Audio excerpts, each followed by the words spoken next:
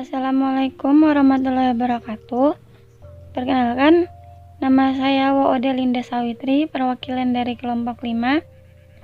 Di sini saya akan membacakan materi dari kelompok 5 mengenai klasifikasi dan karakteristik anak autisme dan Down syndrome. Tetapi sebelum itu, saya perkenalkan anggota dari kelompok saya. Yang pertama, Lufianti Letsoin dan Ineki Regina Huai. Kita langsung saja. Autisme. Istilah autisme berasal dari autos, yang berarti diri sendiri, dan isme yang berarti aliran.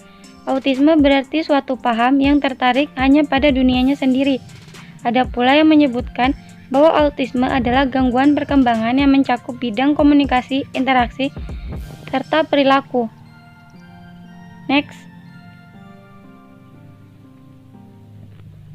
Ciri-ciri autisme.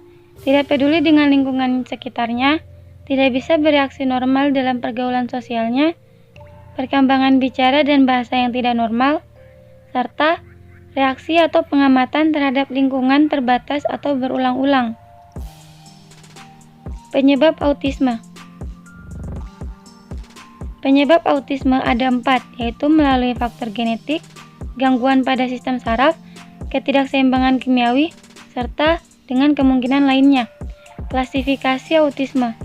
Klasifikasi autisme ada dari kelompok penyendiri, kelompok anak autisme yang pasif, serta kelompok anak autisme yang aktif tetapi menurut kemauannya sendiri. Down syndrome. Down syndrome adalah suatu kondisi keterbelakangan perkembangan fisik dan mental pada anak yang disebabkan adanya abnormalitas perkembangan kromosom. Anak cacat mental pada umumnya mempunyai kelainan yang lebih dibanding cacat lainnya, terutama intelijensinya. Hampir semua kemampuan kognitif anak cacat mental mengalami kelainan seperti lambat belajar, kemampuan mengatasi masalahnya kurang dapat mengadakan hubungan sebab akibat sehingga penampilan sangat berbeda dengan anak lainnya.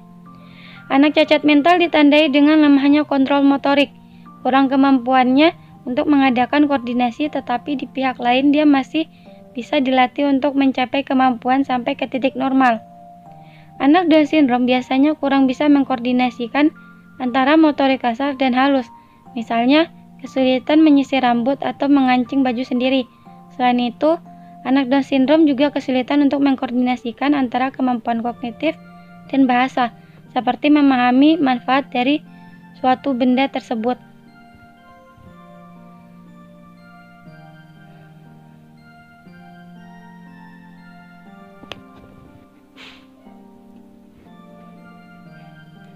Karakteristik Down syndrome.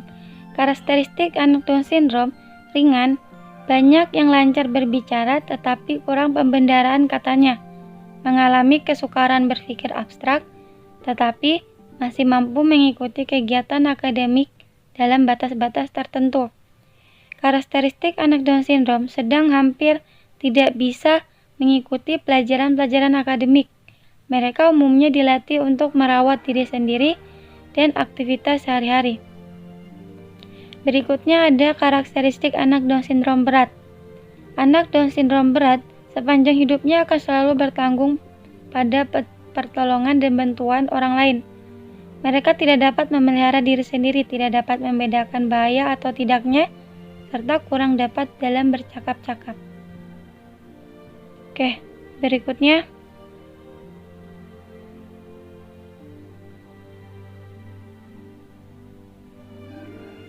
Masalah anak Down syndrome. Masalah anak Down syndrome dibagi menjadi 4, yaitu dalam kehidupan sehari-hari, kesulitan belajar, penyesuaian diri, serta kepribadian dan emosinya. Kehidupan sehari-hari. Masalah ini berkaitan dengan kesehatan dan pemeliharaan diri dalam kehidupan sehari-hari. Kebiasaan di rumah dan kondisi anak Down syndrome akan membawa suasana yang kurang kondusif terhadap kegiatan pembelajaran di sekolah. Kesulitan belajar.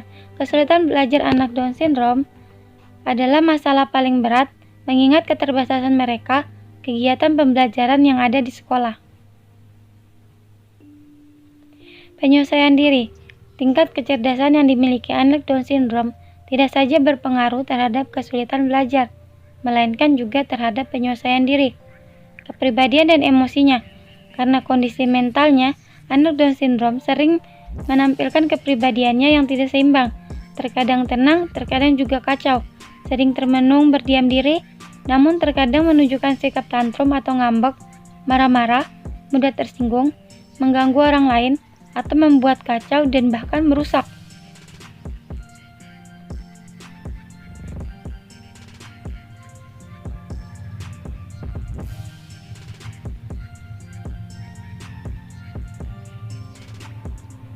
Ya, sekiranya itu saja. Sekian dari hasil presentasi kami. Bila ada kesalahan, saya mohon maaf. Billahi taufiq wal hidayah. Wassalamualaikum warahmatullahi wabarakatuh.